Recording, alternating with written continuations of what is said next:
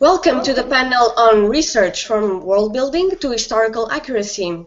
Can each of you tell us a bit about yourselves and your projects which have involved world building and/or research?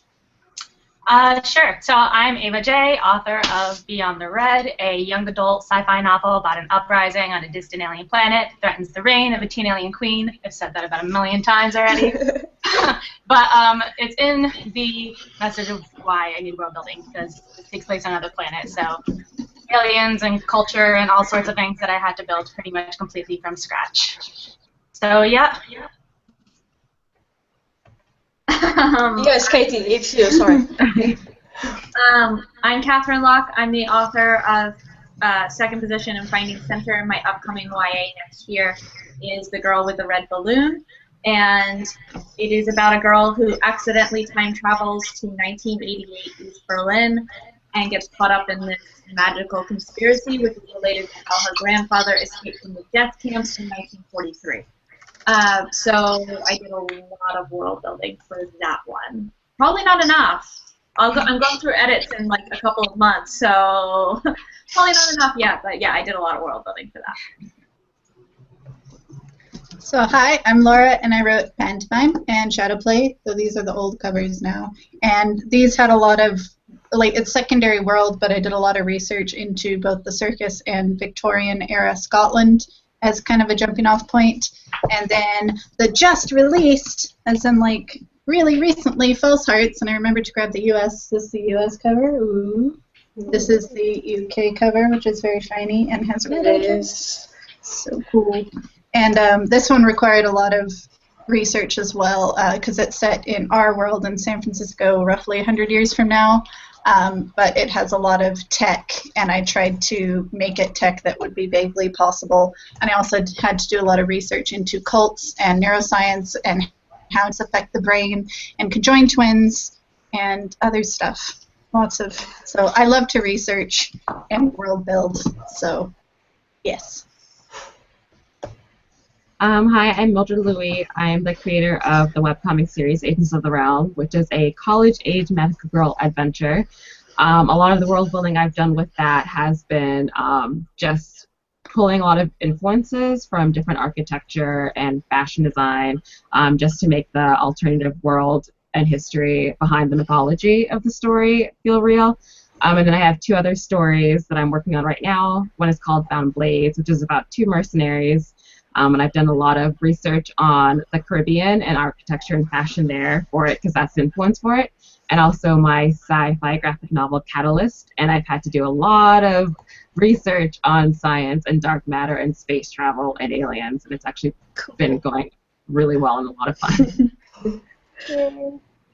Hi guys, my name is Wendy Shu. I'm the artist of the webcomic Mooncakes, which is a contemporary kind of straddling the line between young adult and new adult fantasy webcomic about a witch and a werewolf. And for that, I've just been pulling bits and pieces of witch lore that I like from all over the world, but I have had to do a lot of research into Chinese mythology and Chinese witch lore because both of my main characters are Chinese American.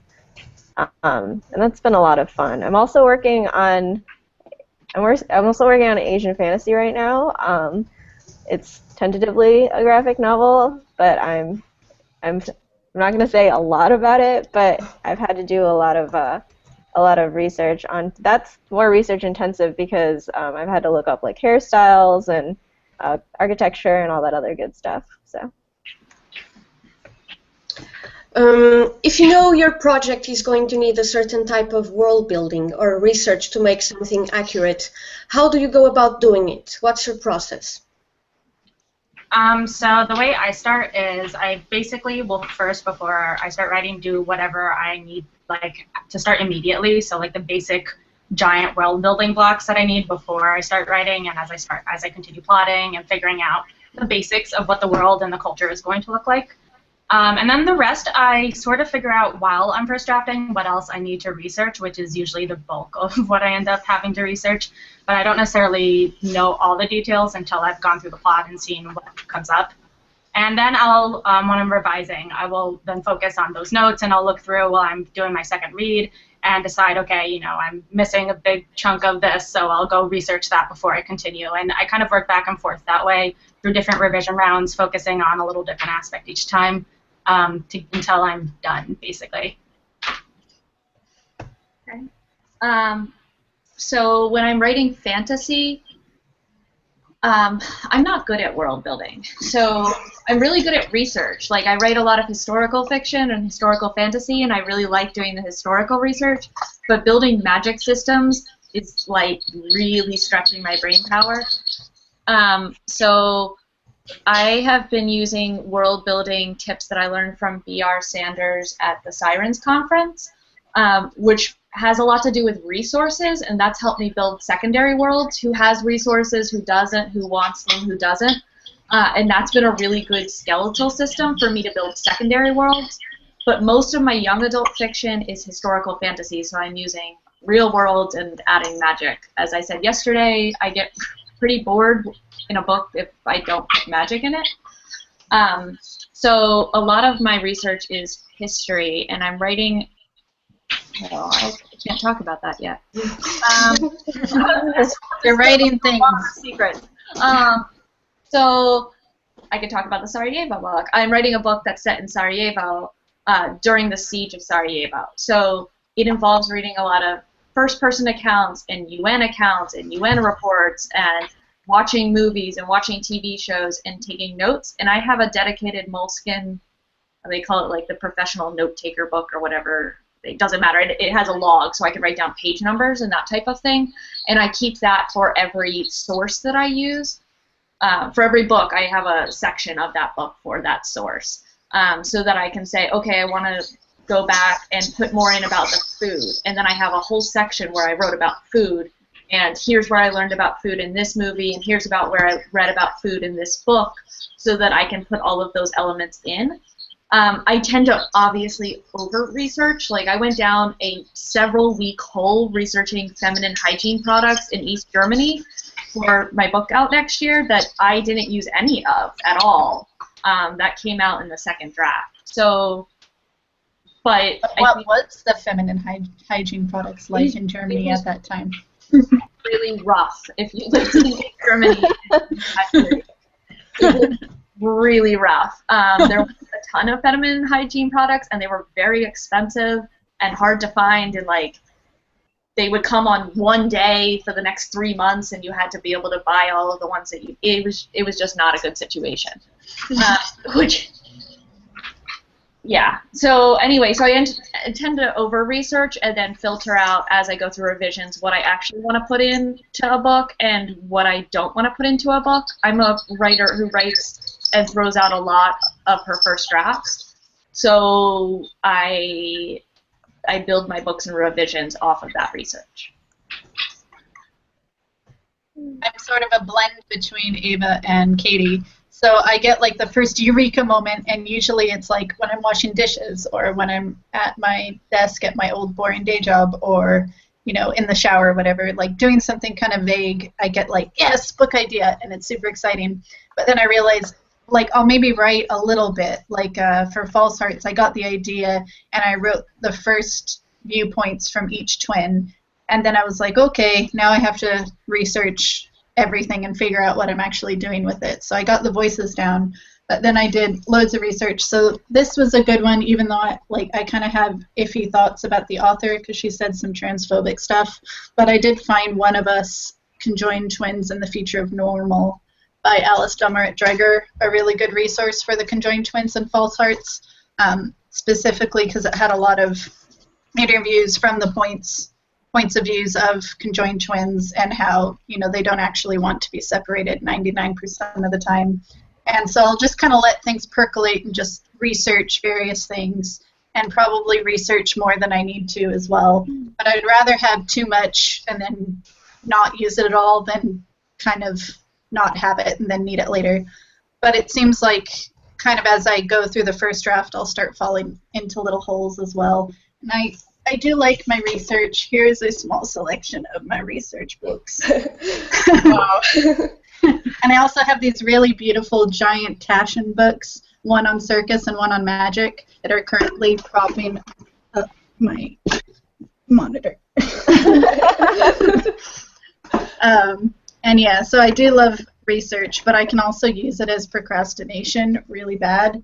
So that's something I have to keep an eye on as well. For me, I get on Pinterest. Pinterest is great. Yeah. I like I guess the two things I really use are Pinterest and Google. That's just like all I use when I'm building stuff. I also have that eureka moment when I have an idea and then I kind of make myself take a step back. And I'm such a visual person that I have to have a good and clear idea of what the world would actually look like. Because once I have a clear idea of what the world would look like, I have an easier time figuring out how the mechanics of the world will be.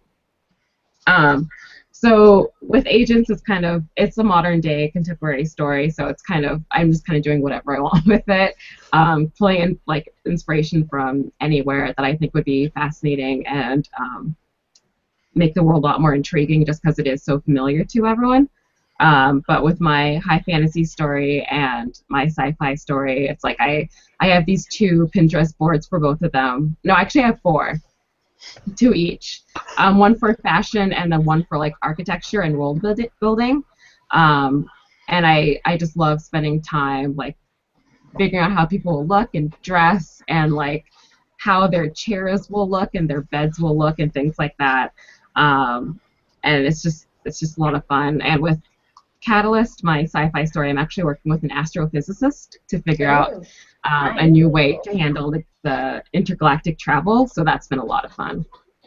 So yeah, don't be afraid to reach out to people who are professionals and know a lot about stuff, especially with something with science. It's intimidating, and people will get very picky about that. I definitely agree with you, Mildred. If you guys could see the number of Google tabs I have open right now with all of the aesthetic things that I've typed in. For me, I start with something that's kind of fundamental. Like I'm really big into food, so I'm always thinking about like what the food will be like. And I actually like fell down a Wikipedia hole a few weeks ago, just like researching the history of rice and how it's spread throughout like Africa and Asia and how and like different species of rice. It was like really weird. It was really interesting.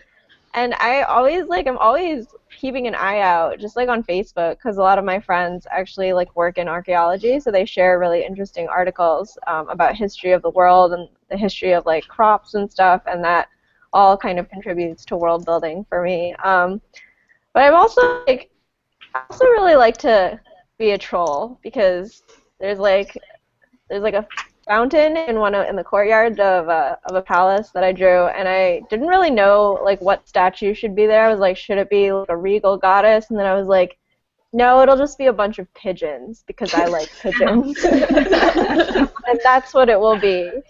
So I agree with Mildred that I like to figure out how things look first, and then the mechanics all kind of fall into place later as I'm sketching it out and thinking about it. But I also like to ask, like, what if, just for fun, and then sometimes that just turns into like a big part of the story. Like I was helping a friend with her world building, and I was just like, what if there were like raptors and people rode on the raptors instead of horses, because I don't like horses. I support this idea 100%. I'm sad. I love horses. No, the raptors. I love horses. I love horses as well. I was just speaking about the raptors. No, don't. I mean, yeah, I'm pro raptor. Pro raptor. Yeah. Do you all have very dodgy Google search histories? Yes. Because mine's like, how many pints of blood in a human body? What? Like, does someone die when you slit their throat? And like yeah. Is it difficult to slit the throat? Like, I wondered if it got like caught on the column, so that was something I Googled. Also, acid. I had to do acid burns, but I didn't want it to be actual acid because I felt like acid burns were very loaded because it's one woman attacking another woman. So I made it liquid nitrogen, so she's still burned, but it's different. And then I had to figure out how she could be partially patched up. It's and always the nicest. It was pretty gnarly. looking authors. Right? Like, I know, I seem so nice.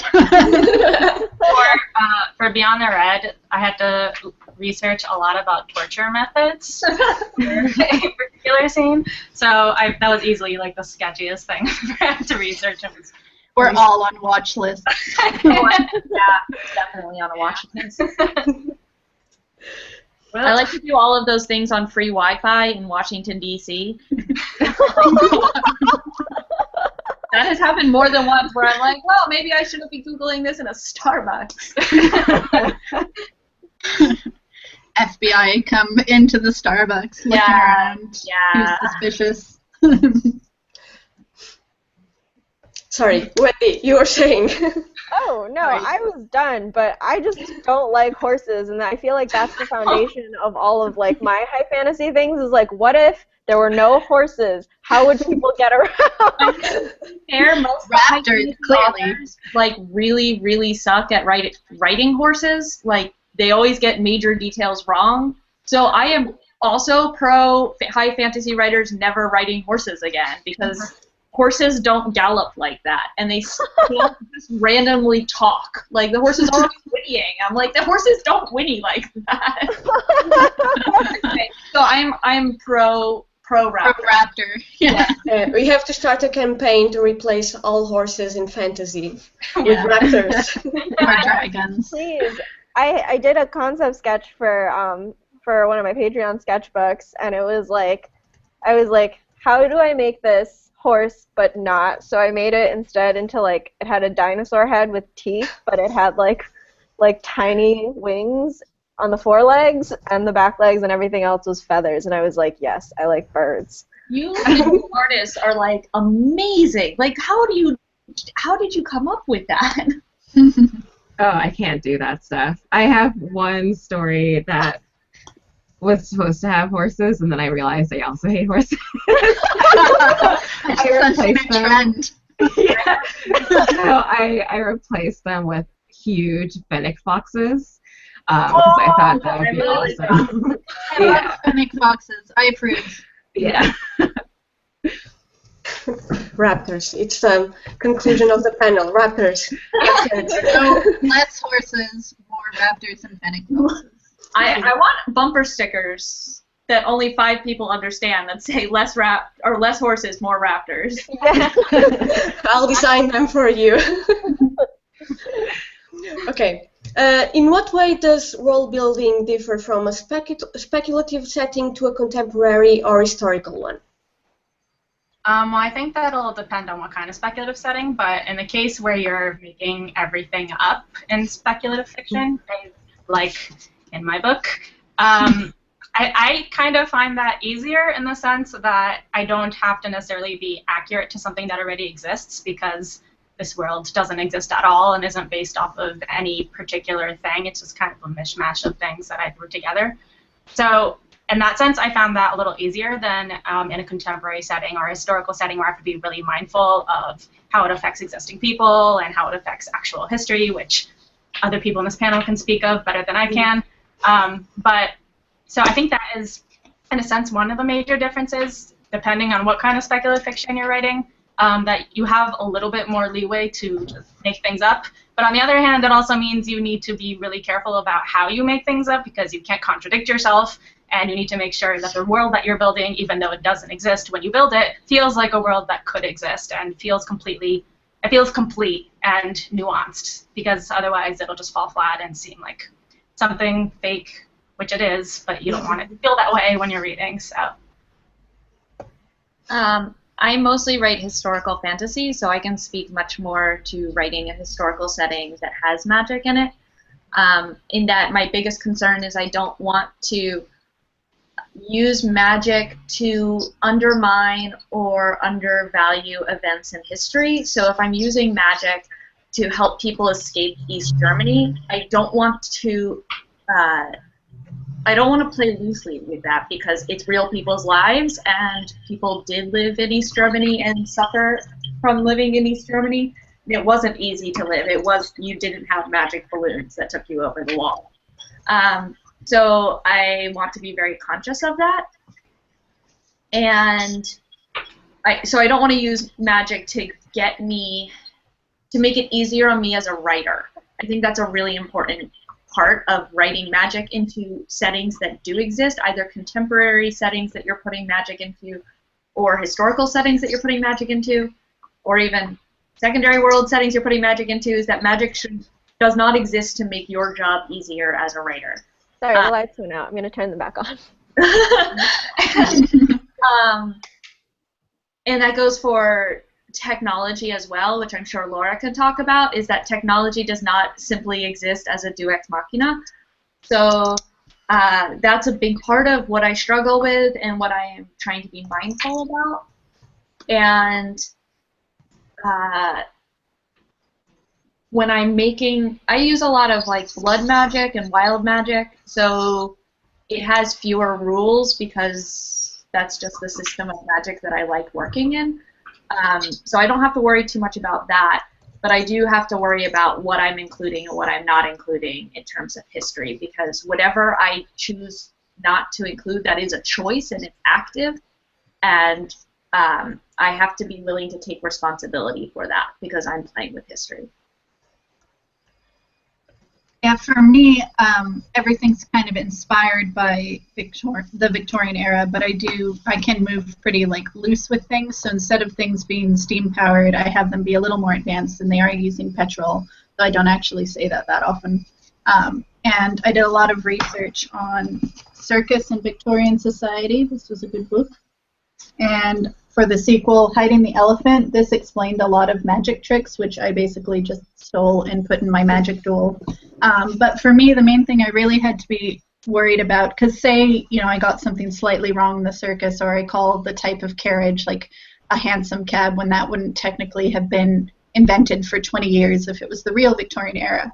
I didn't have to worry about that, but what I did want to worry about is make sure that I got the portrayal of my intersex main character right, because there are intersex people in our world now, and I don't want to harm them or fall into stereotypes. So I did a lot of research on that. One of them was the memoirs of Herculine Barban, who was an intersex person in the 19th century, and the story was very sad.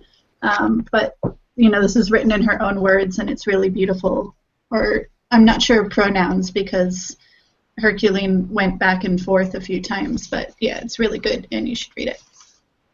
And yeah, with technology, I have that there were basically a really advanced civilization in the pantomime world, and they disappeared, and no one really knows what happened to them. And they might have been aliens, and they left really advanced tech, which to the people in the world is basically magic. And again, it's hard because I could have them do anything, but you don't want them to rely too much on the vestige, as I call it. So I have it that a lot of vestige is breaking down, and it's really messing with their economy, because basically a lot of became a big empire because it had all of the vestige, and now that vestige is breaking. It's a finite resource. It's an oil parallel, and so they kind of have to adapt or die, which means things get intense in book 3, which I'm editing now.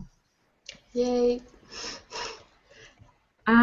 I guess for me it depends, because there are a lot of things, actually, a lot of the stories that I make that are heavily influenced by real world things that actually exist. And so many of my characters are also like people of color, they're queer people, so it's incredibly important to me to make sure that I am representing them positively. But with other things, with research, like with my high fantasy story, there is magic in it, and part of it is actually influenced and inspired by Haitian voodoo, which is because I'm Haitian and I am kind of getting cranky over how a lot of voodoo is being represented and used in stories. So I just kind of want to, as someone who comes from that culture, even if my family is somewhat disconnected from it for a number of reasons that have to do with the history of Haiti, I really want to make sure that I do it justice and make sure that it's not just going to be about like voodoo dolls and voodoo daddies and all this crazy stuff that people think are central to it, when in reality it's actually not. And then like with the science in my sci-fi story, it's kind of important to me to make sure that it's believable, and it's hard just because it's in the future, so I can't exactly say that everything is official just because it is speculative, and it's like looking at where science is now and where it's thinking things could go and like imagining where it could actually be during that time period. So I think it's always cool, even when you're doing speculative stuff, that you try and adhere to the real world rules that exist with something, just because I feel like that helps sell it a lot better. Diana, can you repeat the question? I'm sorry, about speculative fiction versus... The difference between world building from a speculative setting to a contemporary or historical one. For speculative fiction, the trends I've seen, because I work with a lot of young adult fantasy in my day job, the trend I've seen is that speculative fiction kind of asks one big what if question for an entire world. Like the example coming to mind right now is a book called Burning Midnight by Will McIntosh.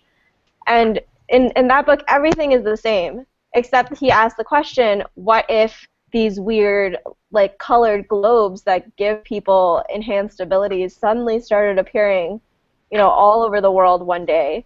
How would that change the economy? Like, how would that change the way people relate to each other? Because now you have people with kind of enhanced abilities, and then what happens when these globes become scarcity? Like, what do we do with the rare ones? How much do they cost? Like, he kind of factors all of this into the story. But like that's just kind of tying off of like one big concept, and with stuff that I would classify as like purely fantasy, there's a lot more, I guess, like made up stuff involved about world and about culture, technology.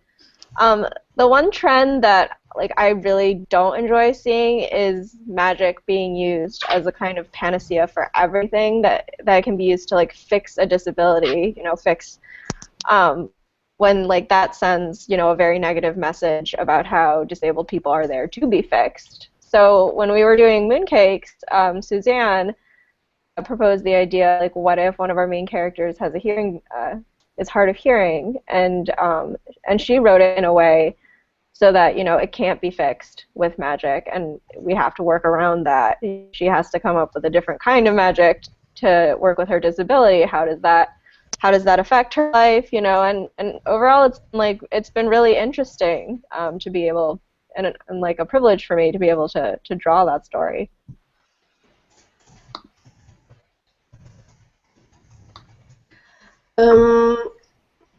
This picks up a bit on what Wendy said, but what are some of the mistakes or tropes you're tired of seeing? So I think the biggest one that we are talking more about, which is definitely a needed and good thing, is when something is represented inaccurately or harmfully that affects an existing group of people. And I think there are probably other people on this panel who can talk about that a little better than I can, but that is something that especially has been a problem in both fantasy and historical fiction and even contemporaries. But we are starting to talk more about it with movements that focus on diversity and accurate and respectful representation. So that's been a plus thing to tackle something that has been really common, unfortunately, and something that I hope continues to go away as we talk about it more and hopefully address it more often. I am also going to keep this short and sweet because I think that we touched a bit on the magical curing of disability, the representation of people of color, and in fantasy literature is getting better, but we still see fantasy and science fiction written by white straight men, about white straight men at the top of bestseller lists and at the top of award lists and sitting on panels, and that's probably not exactly about this question, but it's related to this question because it's a problem that science fiction and fantasy has been tackling for many, many years. But that's probably the biggest one that I see is, and also the excluding of disabled people from genre literature is something like they just disappear in the future. Like there are no people with disabilities, really. There's no one who's neurodiverse. There's no one with a mental illness. There's no one who's queer. There's no one who has gender, gender queer. Like, work with me here a little bit. So I think it's probably the people that the people aspect of world building is what's most frustrating to me and what I most notice now that I didn't notice prior to being involved on Twitter and becoming more aware of this because of Voices on Twitter. Yeah, it's not as easy to kind of tune off as it was before, which is good because I was consuming a lot of, like, I feel like the literature I consume now is much more interesting and varied than what I used to read, which is refreshing. I think probably my number one annoyance in world building for secondary worlds is when you kind of take a world that just feels way too familiar, like that pseudo-medieval Landia that has no people of color and it's all white and all straight and really boring, and like no real looking into how trade works and how the economy works. It's just like, and it's either the peasant orphan chosen one hero, and then there's like nobility, and maybe there's like a mercenary, but you don't see that much of the working class. And it's just a story that I've read a lot, and if I pick up a story and it kind of falls into that very familiar mold, it has to do something different for me to keep reading.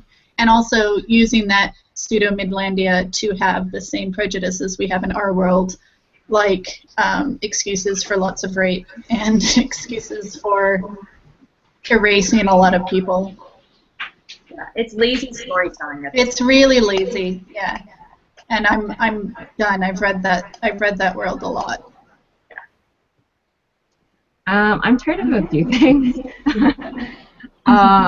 One thing I'm really tired of seeing is people trying to make social commentary with the stories that they're writing by be like, there is racism in this world, but it's not like against people of color. It's like about these other races of people, and they're trying to make this profound statement, and it's usually done very poorly, in my opinion. There are some examples when it's done well, but usually it's not. But one great example of one that's terrible is, I think it's called The Pearls or something. Oh, I think I heard about that. Oh, yeah. I read it. Oh, no! Was it as terrible as it seemed like it would be? Yeah. So basically the premise is that it's like this fantasy story that was supposed to be this commentary on racism, but the way it was set up was that white people were the minority and black people were the oppressors. And if that makes you uncomfortable and you're like, well, imagining all the ways I could go wrong, it probably did go wrong in those exact same ways that you're thinking. I remember really tone-deaf interviews that she gave as well. Yeah. Reading that was an interesting experience. So it's usually things like that I'm just like, just stop. And also I'm really tired of like revenge porn when it comes to like traumatic historical events. One thing that comes to mind is like Django Unchained. I am not into that movie, and sure, it seems great like having slaves like have revenge against like their slave owners, but like that's not really gonna fix the current situation. And I'm also over like people trying to retell specific events too as like a way of making people feel better about it. Revisionism. Yeah. Right. So it's like all those things where they take like these real world traumatic events and time periods and they just try and basically make themselves feel better by rewriting it in a more sympathetic way for them. I'm just kind of like, to stop. That happens a lot with Holocaust literature. Yeah. Oh, yeah, I bet. American author, it happens a lot. Yeah. You convinced me that there were good Nazis. I'm sorry. Yeah. Nazi romance. I remember that. Horrible. Yeah. So, so I I extensively read like YA fantasy and a lot of comics, and what I'm really, really, really over is like people who are well-intentioned, but then they end up portraying this like nameless group of brown people as like the other culture that the main character must go to, or that they like there's like a star-crossed lover story where like one of the characters is from a culture that's obviously like coded like white medievalish, and then the other culture is like nameless brown people. Like I had a huge problem with the Nameless City, which is like well-intentioned. I really do think it was well-intentioned. It's like an Asian fantasy. You know, the Faith Erin Hicks, the author, based it on China, which like fine, but the oppressed class was literally a group of brown people called the Nameless, and they were just there, and they didn't really have any kind of culture that I could discern from the writing, other than, you know, they were darker skinned and had like different clothes, and that really bothered me because there's it's overlooking, you know, a number of things. It's overlooking the fact that historically in China there has been like trade, you know, with Africa, like on the Silk Road. It's overlooking the fact that like, you know, there's racial relations and tensions between Asian Americans and Black Americans today, and that just did not factor into the story at all. But also the fact that like it was a white author trying to write racial dynamics between two different groups of people of color and just not getting it right on any of that level, like that really bothers me. And I've seen this trend. I've seen, you know, and obviously it's been done well sometimes. Kate Elliott is one of my favorite examples. The Court of Five series is amazing. But other times, you know, I think like with Kate Elliott's books, she did extensive research. She asked people from all of the different groups that were represented in the book, and I feel like for a lot of these other books, it just never occurred to the author to do a sensitivity read at all, so it fell short. Yeah, the internet's not enough. Yeah. Yeah, true. And like I think I said this in another panel too. If people don't do the work, it really shows. Like we can tell if you didn't put the work in, and the work usually suffers. Right, and the world just feels so hollow, right? Like, Yeah. like, why is this fantasy racism here if like why are we just replicating these dynamics that we have in our world without any kind of thought to it? Like, it's not just a thought exercise for so many people, right? Like, And not deconstructing or subverting. What was that, Katie? Once you have that, if your world building sucks, your whole story falls apart. Like, why do I care about your character then? Like, tell me why I should even finish this book or care if your character does what they need to do. The world they're operating in is hollow, is fake, as Wendy said. Okay. So, on the other hand, what do you think is a great example of either amazing world building or good historical accuracy?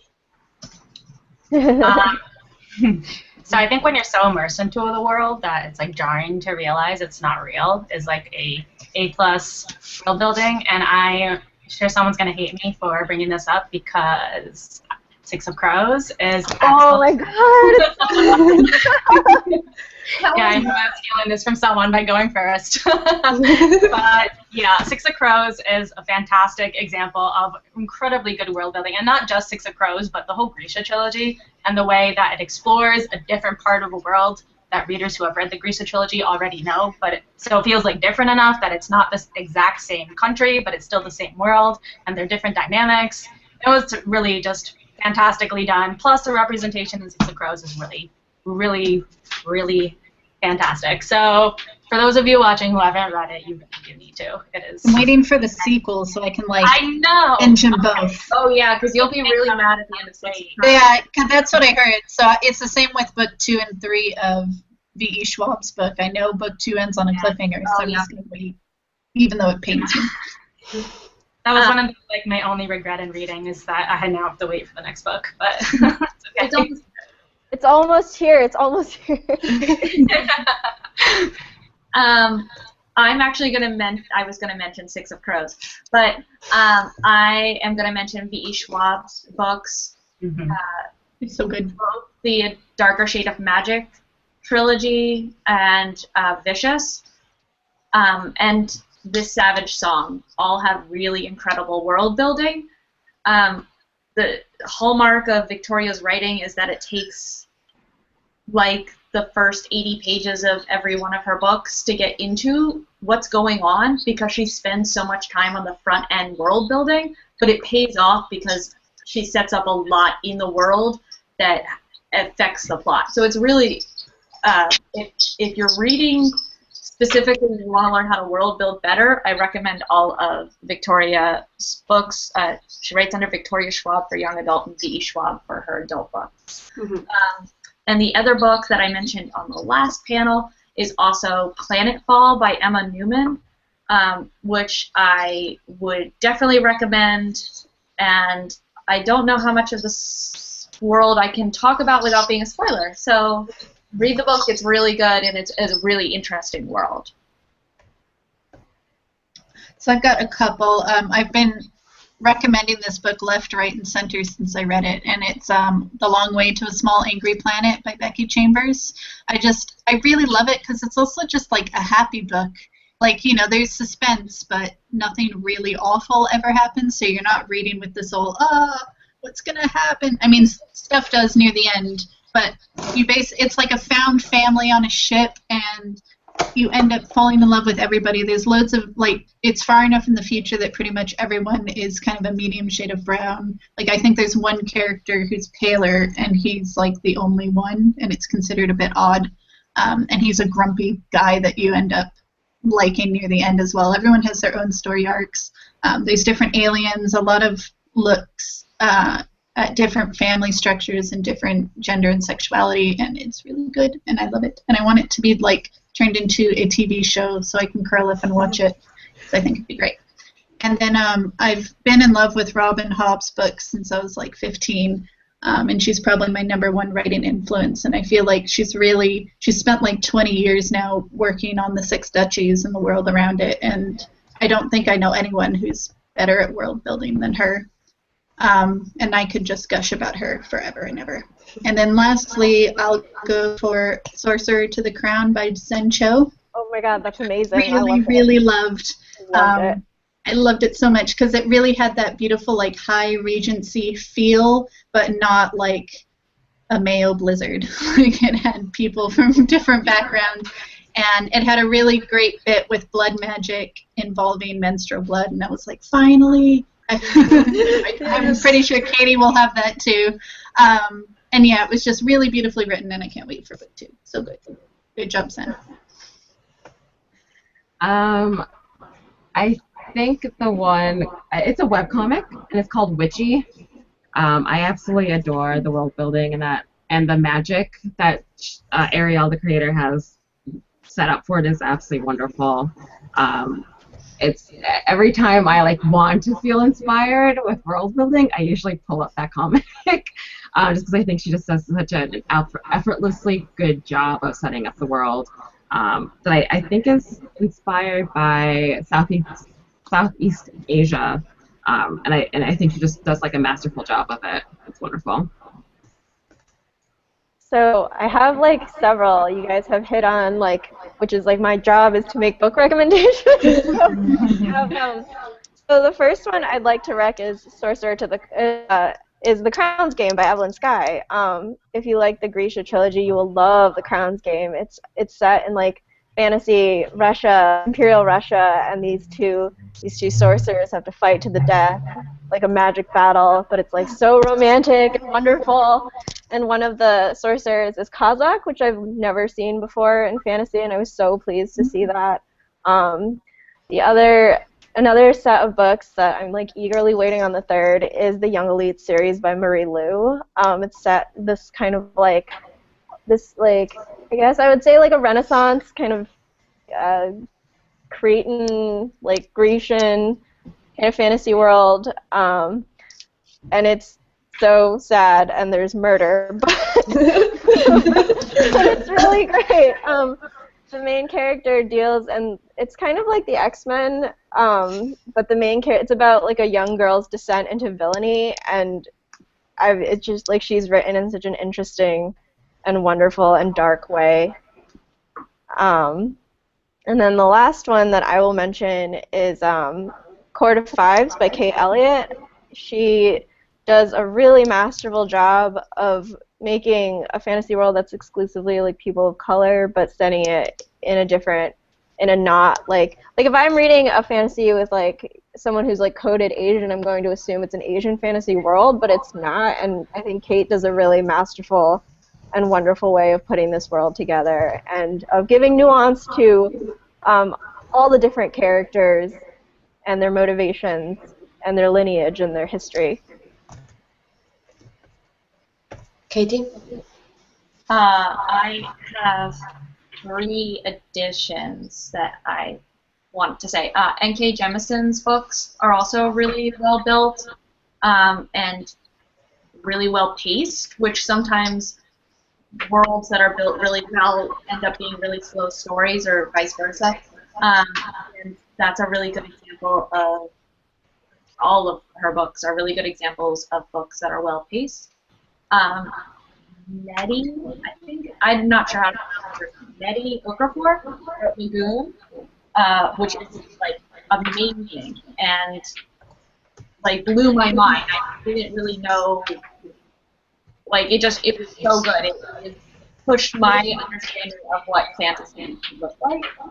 And It's like a point of view of a spider that gets squished or something. it has that. Yeah, I thought that was cool. That went into different animals. Yeah. And then Pretty Deadly, the comic series, also has really interesting world building and pushes the limits of what I thought comics could do. I'm not a huge comic reader. I pretty much read Pretty Deadly and Saga, and those are 2 excellently built worlds. Wendy? Oh, okay, so this has been on my mind because I just finished it, but The Girl at Midnight by Melissa Gray is just so fun because Melissa has I really like beautiful bird people. That's like one of the entire races of this book is a group of beautiful bird people, and then the other group is a group of like handsome dragon people.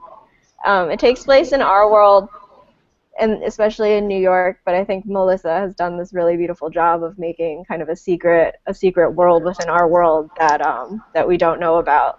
But if we look, it's there. That sounds The really second good. book comes out soon, so everyone should pick that up. Yes, please pre-order it. It's called The Shadow Hour. In terms of historical accuracy, I would like to mention Codename Verity and the consequent books like Rose Under Fire, I don't know, okay, here, Rose Under Fire and Black Dove, White Raven. I thought they were really good, amazing books, and the historical accuracy in them was amazing. Yeah, Codename Verity blew my mind the first time that I read it. Yeah. Kiss me, So- Hardy. I'm sorry? Kiss me, Hardy. No, please don't. No, oh no. Okay. Sorry. Actually, I have an interview with Elizabeth after the next panel. And unfortunately, it's time to end this panel. So if anyone wants to add anything? Nope. Raptors. Less horses. Less horses. Less horses, more raptors. Less than full raptors. My brain keeps switching that, because instinctively my brain is like, no, horses. Horse raptors. Horse raptors, exactly. Like centaurs, where it's the That's raptor. terrifying. I think that's like Scorpio races on steroids. Well, thank you so much, everyone, for being here, and for the people who are watching at home. And see you on the next panel. Goodbye. Bye. Really recently, False Hearts, and I remembered to grab the US. This is the US cover. Ooh. This is the UK cover, which is very shiny and has red It edges. is. So cool. And this one required a lot of research as well, because it's set in our world in San Francisco roughly 100 years from now. But it has a lot of tech, and I tried to make it tech that would be vaguely possible. And I also had to do a lot of research into cults and neuroscience and how it's affect the brain and conjoined twins and other stuff. So I love to research and world build. So yes. Hi, I'm Mildred Louie. I'm the creator of the webcomic series Agents of the Realm, which is a college-age magical girl adventure. A lot of the world building I've done with that has been just pulling a lot of influences from different architecture and fashion design just to make the alternative world and history behind the mythology of the story feel real.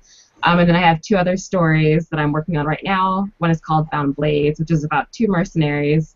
And I've done a lot of research on the Caribbean and architecture and fashion there for it because that's the influence for it. And also my sci-fi graphic novel Catalyst. And I've had to do a lot of research on science and dark matter and space travel and aliens. And it's actually been going really well and a lot of fun.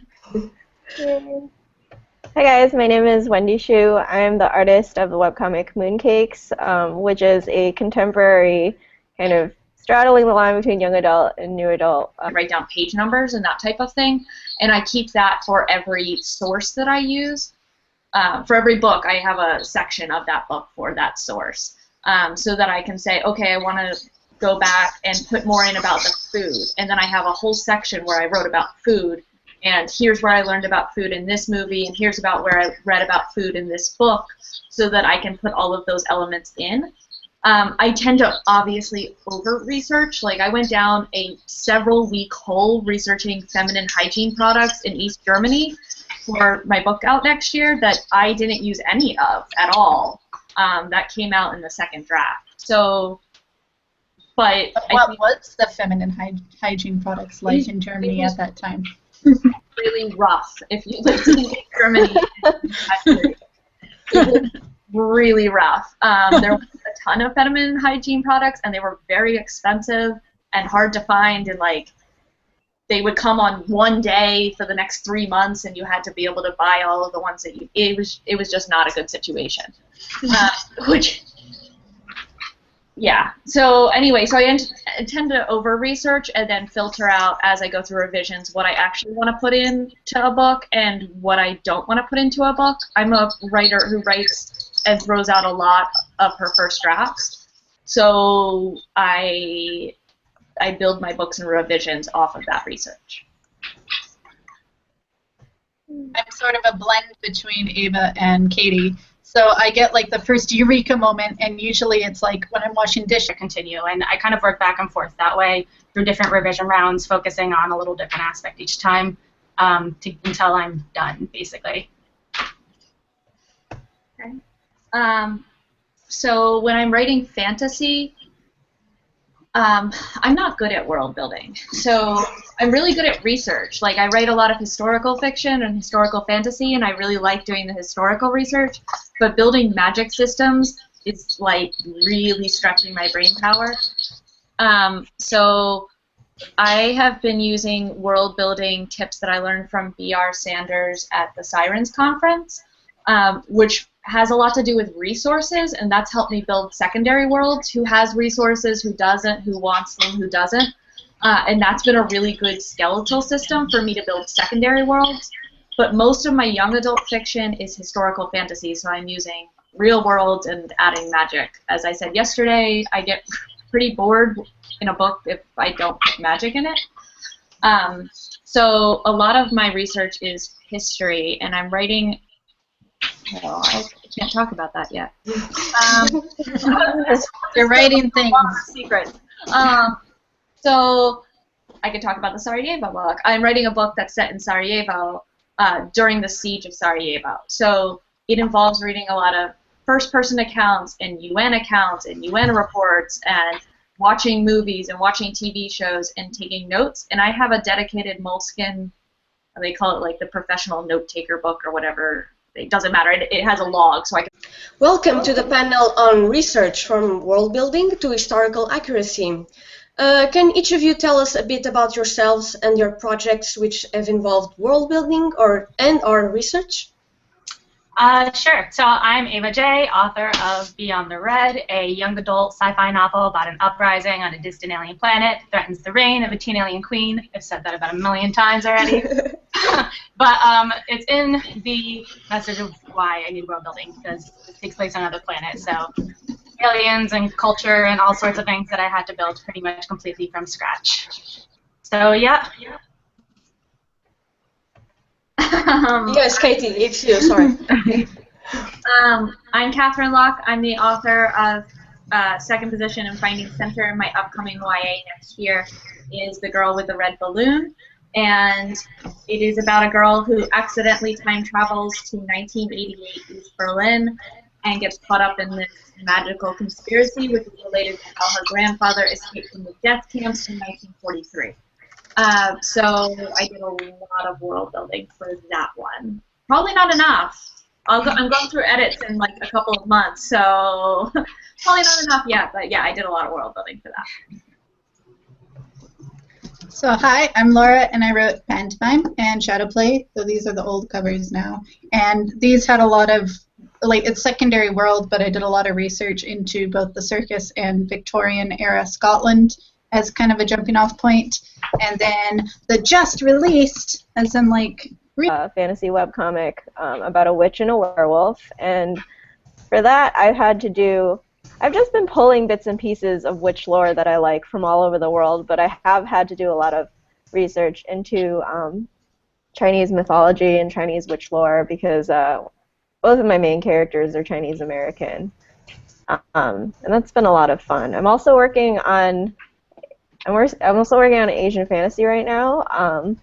It's tentatively a graphic novel, but I'm not going to say a lot about it, but I've had to do a lot of research on. That's more research intensive because I've had to look up like hairstyles and architecture and all that other good stuff. So. If you know your project is going to need a certain type of world building or research to make something accurate, how do you go about doing it? What's your process? So the way I start is I basically will first, before I start writing, do whatever I need like to start immediately. So like the basic giant world building blocks that I need before I start writing, and as I continue plotting and figuring out the basics of what the world and the culture is going to look like. And then the rest I sort of figure out while I'm first drafting what else I need to research, which is usually the bulk of what I end up having to research. But I don't necessarily know all the details until I've gone through the plot and seen what comes up. And then I'll, when I'm revising, I will then focus on those notes and I'll look through while I'm doing my second read and decide, okay, I'm missing a big chunk of this, so I'll go research that before